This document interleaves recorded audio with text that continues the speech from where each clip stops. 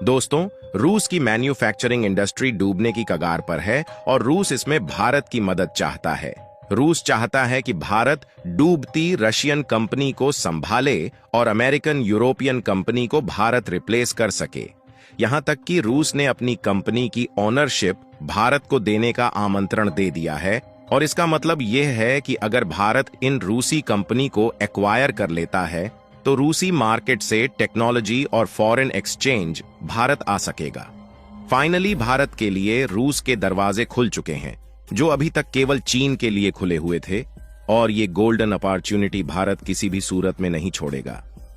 पूरी डेवलपमेंट क्या है इस वीडियो में समझते हैं।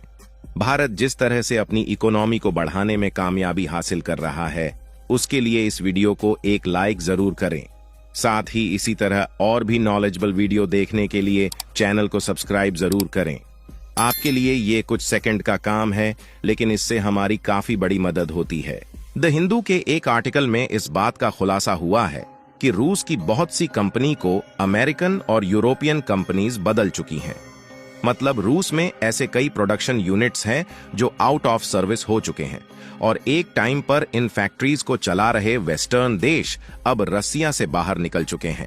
ये फैक्ट्रीज अब खाली पड़ी है और प्रोडक्शन न होने की वजह से रूस को चीनी इंपोर्ट का सहारा लेना पड़ रहा है, जिसकी वजह से छोटे छोटे सेक्टर्स तक रूस चीनी कंपनी पर डिपेंडेंट बन चुका है और बहुत सा फॉरेन रेवेन्यू रूस को इन चीजों को खरीदने में इस्तेमाल करना पड़ रहा है।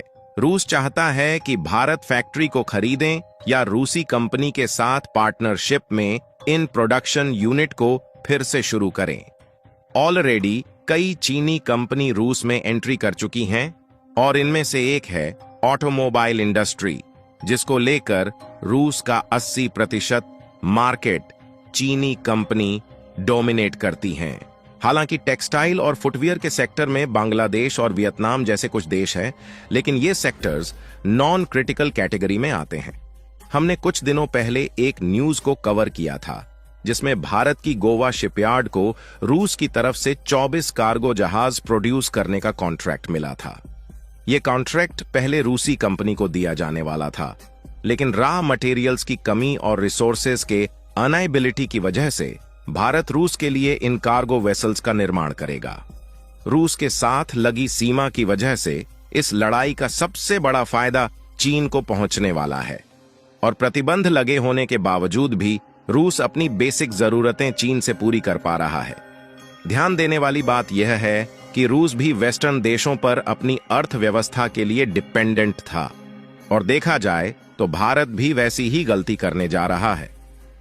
पीएलआई के जरिए कई वेस्टर्न कंपनी और यूएस के एलाइन देश दुनिया भर में प्रोडक्शन शुरू कर चुके हैं या करने वाले हैं, लेकिन किसी विपरीत परिस्थिति में एक झटके से ये कंपनी भारत को छोड़कर भी जा सकती है। रूस के पास चीन की दोस्ती थी, इसलिए रूस ऐसे टाइम पर आसानी से निकल पाया, लेकिन भारत के साथ किसी देश की लड़ाई का फायदा चीन किसी भी हद तक जाकर उठा सकता है। इसलिए काफी जरूरी हो जाता है कि भारतीय कंपनी और रॉ मटेरियल्स को तैयार किया जाए, जिससे सही मायनों में भारत आत्मनिर्भर बन सके। फिलहाल किसी भी भारतीय कंपनी के रूस जाने की खबर की पुष्टि अभी तक नहीं हुई है, पर इसके 100% चांसेस है कि भारतीय मैन्युफैक्चरर्स इस मौके का फायदा उठाने से नहीं चूकने वाला। इसके अलावा भी भारत को एक और फायदा होने वाला है, क्योंकि मई 1834 वो साल था जब इलेक्ट्रिक मोटर का इन्वेंशन जर्मनी में हुआ था और तब से लेकर अब तक एक क्रांतिकारी इन्वेंशन पूरी दुनिया में इंडस्ट्रीज और ट्रांसपोर्टेशन का चेहरा बदल चुकी है।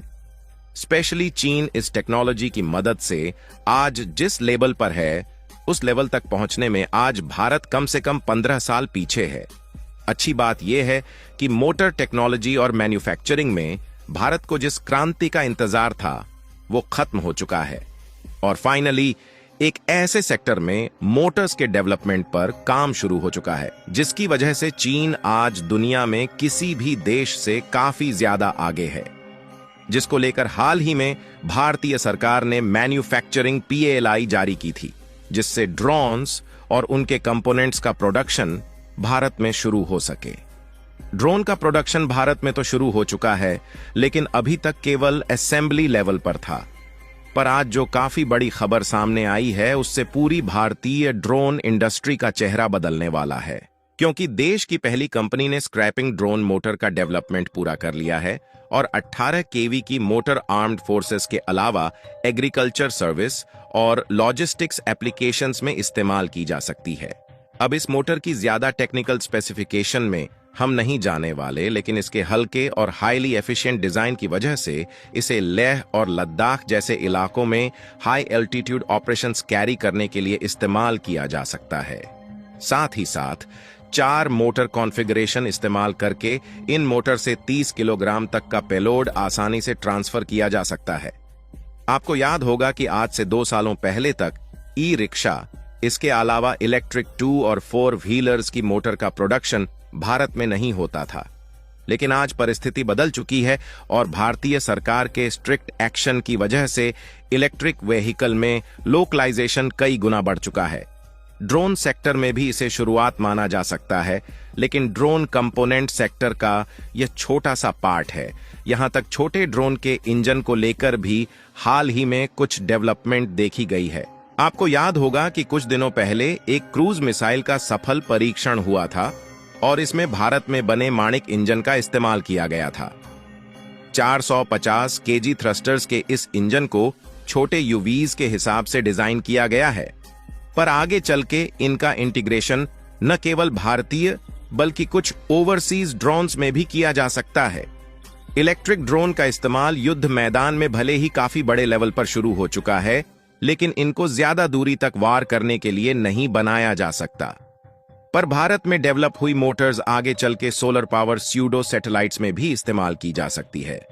दरअसल इस तरह एयरक्राफ्ट घंटे नहीं बल्कि कई दिनों तक आसमान में गश्त लगाने के हिसाब से डिजाइन होते हैं।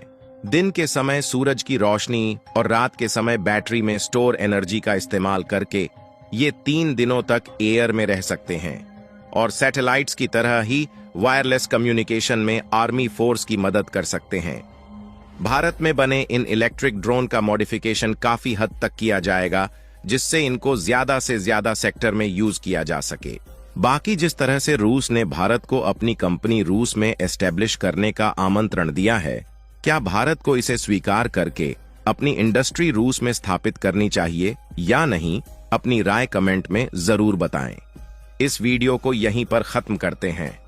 इस वीडियो को एक लाइक जरूर करें और अपने दोस्तों तक इस वीडियो को शेयर करें ताकि उन्हें भी जानकारी मिल सके।